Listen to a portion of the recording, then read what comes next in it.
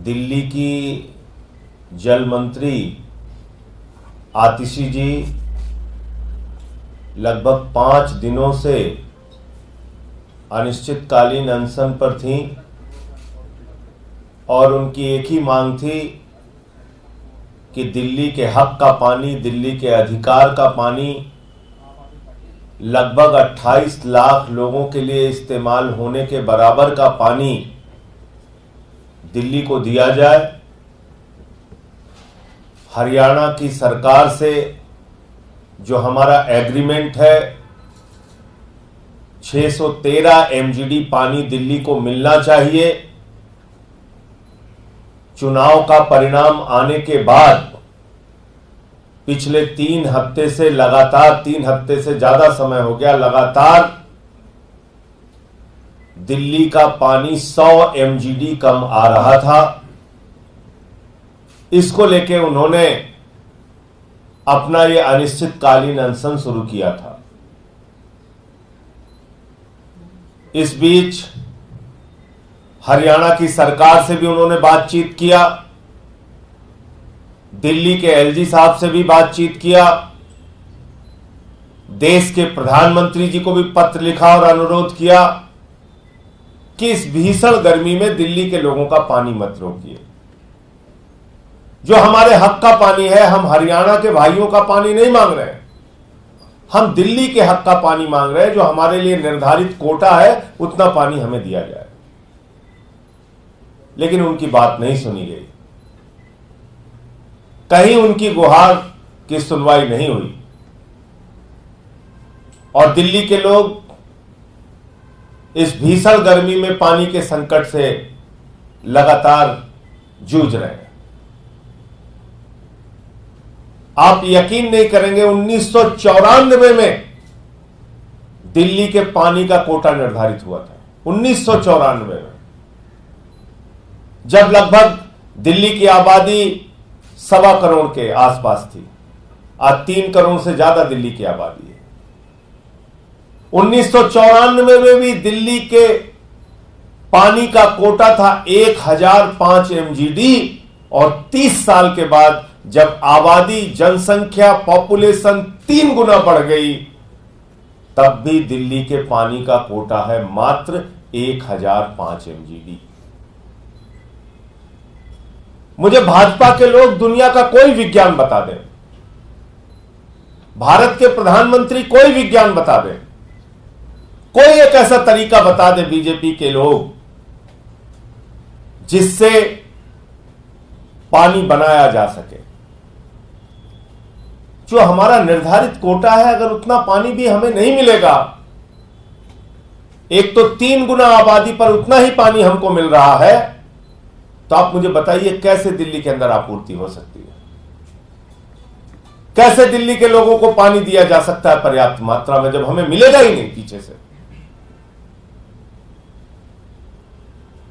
दिल्ली की अरविंद केजरीवाल जी की सरकार ने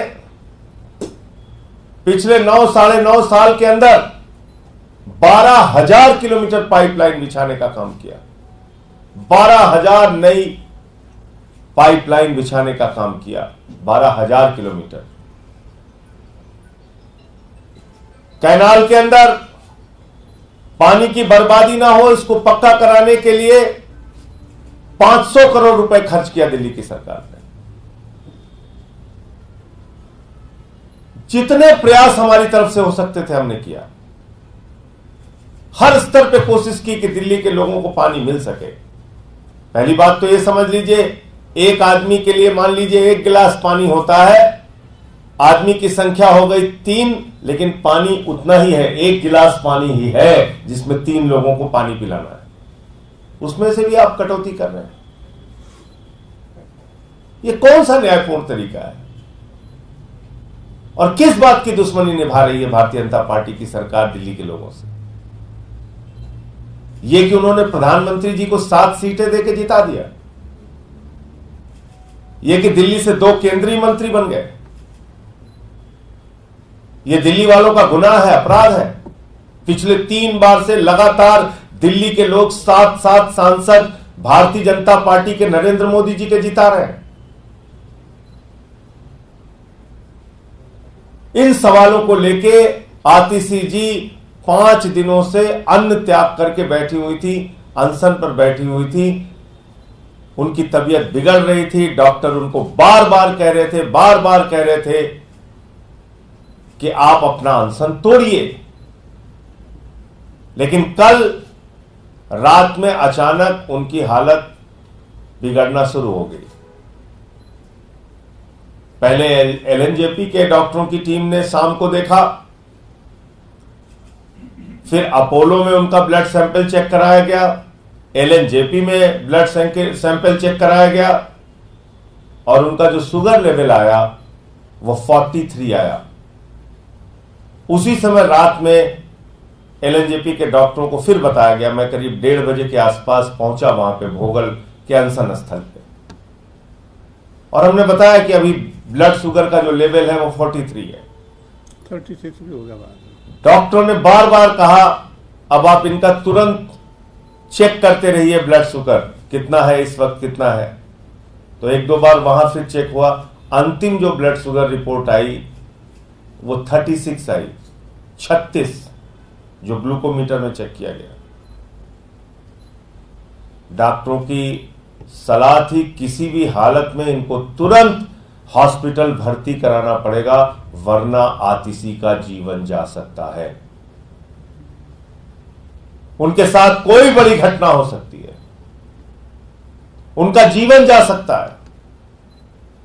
फिर हम सारे लोगों ने, पार्टी के लोगों ने आपस में बातचीत किया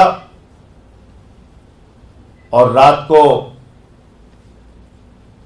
लगभग 3:30 पौने 4 बजे के आसपास उनको एलएनजेपी में एडमिट कराया गया और आईसीयू में उनको भर्ती किया गया। आतिशी जी अभी भी एलएनजेपी के आईसीयू में भर्ती हैं। रात में जब गई तो उनकी स्थिति ठीक नहीं थी, उनकी सारी जांच चल रही है। हम सब ईश्वर से प्रार्थना करते हैं कि जल्द ही आईसीयू से आतिशी जी निकले, उनका स्वास्थ्य ठीक हो। एलएनजेपी के अंदर आईसीयू में जो डॉक्टर हैं वो उनकी देखभाल कर रहे हैं और आज हम लोग भारत के प्रधानमंत्री को भी चिट्ठी लिख रहे हैं, उनसे भी अनुरोध कर रहे हैं कि आप दिल्ली के हक का पानी दिलवाइए, जो हमारा अधिकार है वो पानी दिलवाइए। बीच में हमारा प्रतिनिधि मंडल दिल्ली के उपराज्यपाल महोदय से भी मिला था और उनसे भी हम लोगों ने अनुरोध किया था कि आप हरियाणा के मुख्यमंत्री से बातचीत करके इस समस्या का समाधान कराइए। उन्होंने उसी दिन शाम को 4 बजे हरियाणा के मुख्यमंत्री से बातचीत की थी, जिसकी उन्होंने मीडिया के माध्यम से सूचना भी दी आप लोगों को और आश्वस्त किया कि दिल्ली को पानी मिलेगा। इन सब परिस्थितियों को देखते हुए अब इस लड़ाई का जो अनशन की लड़ाई थी, जो अनिश्चितकालीन अनशन की लड़ाई थी, उसको विराम दिया जा रहा है। लेकिन सारी विपक्षी पार्टियों को लामबंद करके संसद के अंदर पानी की आवाज को बुलंद करने का काम हम लोग करेंगे। दिल्ली में पानी की उपलब्धता हो, ये प्रयास हम लोग करेंगे। मौसम भी ठीक हुआ है, थोड़ा बहुत बारिश भी हुई है पिछले दिनों में, तो मुझे उम्मीद है कि पिछले 2 दिनों से थोड़ा थोड़ा पानी की मात्रा तो बढ़ी है। जो 100 एमजीडी कम था वो लगभग 90 एमजीडी पानी कम हुआ है, 10 एमजीडी पानी बढ़ा है। तो ये धीरे धीरे जो पानी की मात्रा है वो भी बढ़ेगी और स्थितियां बेहतर होंगी, ऐसी उम्मीद है। और मैं इस संबंध में प्रधानमंत्री जी को भी चिट्ठी लिख रहा हूं। मैं अनुरोध करूंगा हमारे सांसद एनडी गुप्ता जी से कि वो भी अपनी बात आपके सामने रखें।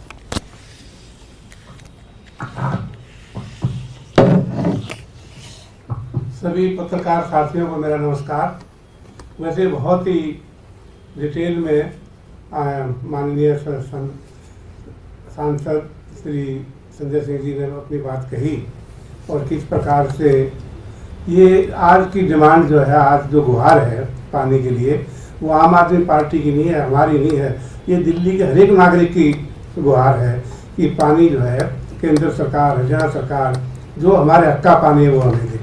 मैं एक बात यहाँ कहना चाहता हूँ, ये जेठ का महीना भी 3 दिन पहले खत्म हुआ है और जेठ का बड़ा पवित्र महीना होता है। इसी में भी गंगा जी का भी अवतरित हुई थी, गंगा जी भी, और वो ये लेके हुई थी पानी की जो है किसी प्रकार की समस्या न हो। और आपने देखा जेठ के महीने में जो निर्जला एकादशी दशहरा था, जगह जगह छबील लगाई जाती हैं, जगह जगह प्याऊ लगाई जाती हैं। इन सब चीज़ों को दरकिनार करते हुए आज केंद्र सरकार, चाहे हरियाणा सरकार, चाहे हमारे लेफ्टिनेंट गवर्नर दिल्ली के, सब ने इस बात को बिल्कुल जो है ध्यान न देते हुए दिल्ली को पानी के लिए तरसा दिया। और कोई मतलब जब नाजायज डिमांड नहीं है, जैसे अभी आदरणीय संजय जी ने कहा कि 1994 के एग्रीमेंट के हिसाब से जो एग्रीमेंट हुआ था उसके बाद 3 गुना पॉपुलेशन बढ़ गई है और हमारा पानी का इंटाइटमेंट उस हिसाब से बढ़ा है। और ये बात जब हमारा दल मिला था अभी सब जो है लेफ्टिनेंट गवर्नर जी को, उनके संज्ञान में भी लाई गई ये बात कि आप इसको भी ध्यान रखते हुए, और नहीं तो इमीडिएटली पानी जो है, चाहे एक और इसमें कहने की बात है, हिमाचल प्रदेश भी पानी देने के लिए तैयार है, पंजाब से भी पानी लिया जा सकता है, लेकिन पानी तो हरियाणा के माध्यम से आएगा, वो पानी में रोक लिया जाता है। कितना बड़ा अन्याय है आज दिल्ली वासियों के साथ। पानी का कहीं से भी अरेंजमेंट कर लीजिए आप, उसको तो आएगा हरियाणा से, हरियाणा ने कसम खाई है कि पानी को नहीं जाने देंगे। तो अभी इन सब समस्याओं को देखते हुए अनशन की पे अतिथि जी गई, माननीय मंत्री, जल मंत्री, उन्होंने भी डिमांड रखी। आज उनकी पोजीशन नहीं हॉस्पिटल में है, लेकिन आज जो है संजय जी ने भी आपके सामने समक्ष रखी बात कि हम जो है प्रधानमंत्री जी भी गुहार लगाएंगे, उनको भी चिट्ठी लिखेंगे और आने वाले समय में इस समस्या का हल हो जाएगा। तो ऐसा लगता है भगवान भी प्रसन्न हुए हैं। जिस दिन अतिथि जी ने अनशन किया था उस दिन भी थोड़ी बारिश आई और आगे बारिश की मात्रा बढ़ती जा रही है। इन शब्दों के साथ आप हमारी बात आपके माध्यम से केंद्र सरकार को, प्रधानमंत्री को, लेफ्टिनेंट गवर्नर को और हरियाणा के चीफ मिनिस्टर तक पहुँचे और जो आज जो उन्होंने कसम खाई नहीं दे उसको कसम को तोड़े और जल को जो है छोड़े।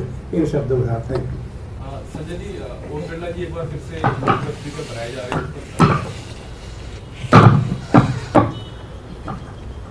मैं तो अभी आप सबके सामने यहाँ प्रेस कॉन्फ्रेंस में हूँ और रात लगातार हॉस्पिटल में रहा, तो लोकसभा स्पीकर के लिए अभी चयन वोटिंग होगी नहीं होगी, सर्वसम्मति से चुने जाएंगे, वो देखने के बाद ही कुछ बोलना ठीक होगा। खत्म हो गया? अब आईसीयू में एडमिट है, दवा शुरू हो गई है, तो इसको इस अनिश्चितकालीन अनशन का विराम हो गया है, लेकिन आंदोलन के जो दूसरे रास्ते हैं उसको हम लोग अपनाएंगे, जो हमारा पानी का हक है उसको लेने के लिए। स्पीकर वाले पद पे उन्होंने संपर्क किया है विपक्ष से, और दूसरा ये भी है कि क्या आप लोग स्पीकर, विपक्ष जो है वो स्पीकर पद के लिए उम्मीदवार को खड़ा करेगा? आपकी क्या इसमें? देखिए, इसमें मेरी राय ये है कि ये सबसे ज्यादा चिंता का विषय एनडीए के घटक दलों के लिए है। इंडिया गठबंधन के दलों के लिए भी चिंता का विषय है और एनडीए के घटक दलों के लिए भी चिंता का विषय है। आज मेरी बात हो सकता है टीडीपी के मित्रों को और जेडीयू के मित्रों को ना समझ में आ रही हो, लेकिन इस पार्टी का इतिहास उनको जरूर याद करना चाहिए। पिछले 10 साल में 6-7 सरकारें अलग अलग राज्यों में तोड़ फोड़ के गिराई है बीजेपी ने। जहां तक टीडीपी का सवाल है, टीडीपी खुद उसके 4 सांसद राज्यसभा में तोड़कर बीजेपी में शामिल किए गए थे। भारत के संसदीय इतिहास में पहली बार ऐसा हुआ कि लगभग 150 सांसद, जब ये चुनाव नहीं हुआ था उसके पहले का जो सत्र हुआ उसमें निलंबित करके बाहर किए गए थे। लगभग 150 सांसद, दोनों हाउस के। तो दोनों हाउस के मिला के। तो आप कल्पना कर सकते हैं कि इन परिस्थितियों में स्पीकर महोदय अगर भारतीय जनता पार्टी के अनुरूप उनके हिसाब से काम करेंगे तो एनडीए के घटक दलों के लिए कितना खतरा हो सकता है और किस प्रकार से उनकी पार्टियों को खंडित विखंडित किया जा सकता है, ये सब होगा। आप लोग भी देखेंगे, हम भी देखेंगे। न कहीं आप जा रहे हैं, ना कहीं मैं जा रहा हूं। तो इसके अलावा दूसरे जो मामले हैं संसद में, आप लोग क्या क्या मुद्दे उठाएंगे, क्या तैयारी आप लोग कर रहे हैं? पानी का एक तो आपने बताया कि आप लोग बात करेंगे विपक्ष। देखिए, सबसे बड़ा सवाल इस वक्त दिल्ली के लिए पानी का है। वो पानी का मुद्दा हम लोग उठाएंगे। पूरे देश के लिए सबसे बड़ा सवाल है नीट एग्जाम और पेपर लीक। पेपर लीक के कारण पिछले 2 वर्षों में लगभग 2 करोड़ बच्चों का भविष्य बर्बाद हुआ है, अलग अलग राज्यों में। आप गुजरात का ले लीजिए, राजस्थान का ले लीजिए, हरियाणा का ले लीजिए, उत्तर प्रदेश का ले लीजिए, मध्य प्रदेश का ले लीजिए। लगभग 2 करोड़ बच्चों की जिंदगी बर्बाद हुई है पेपर लीक के कारण। और अकेले नीट की परीक्षा में 24 लाख बच्चों ने फॉर्म भरा था। एक तो सबसे बड़ी आपकी कमाई हो जाती है फॉर्म भरने से, बहुत ज्यादा हुई है। दूसरी कमाई हो जाती है, वो बेचारे तैयारी करते हैं, पढ़ाई करते हैं, कोचिंगों में जाते हैं, उसके जरिए हो जाती है। तीसरी कमाई हो जाती है 500-500 किलोमीटर की यात्रा करके एग्जाम देने जाते हैं। और इन सब के ऊपर जो भ्रष्टाचार वाली कमाई होती है, जिसमें पैसा ले लेकर पेपर लीक करा के कुछ लोगों को चयन किया जाता है, ये तो खुला भ्रष्टाचार का खेल है। अब तो स्टिंग ऑपरेशन आ रहे हैं। अब तो खुद से अपराधी जो है वो आके एडमिट कर रहा है ऑन कैमरा, मीडिया के सामने भी और पुलिस के सामने भी, जांच एजेंसियों के सामने भी, कि पेपर लीक में उनकी भागीदारी थी। तो फिर एग्जाम रद्द क्यों नहीं हो रहा? पेपर लीक का जब पता चल गया तो एग्जाम रद्द क्यों नहीं हो रहा? नीट की पीजी का एग्जाम रद्द हो गया, पोस्टपोन हो गया। यूजीसी का एग्जाम रद्द हो गया। तो नीट का जिसका पेपर लीक साबित हो गया है, उसका एग्जाम रद्द क्यों नहीं किया जा रहा है?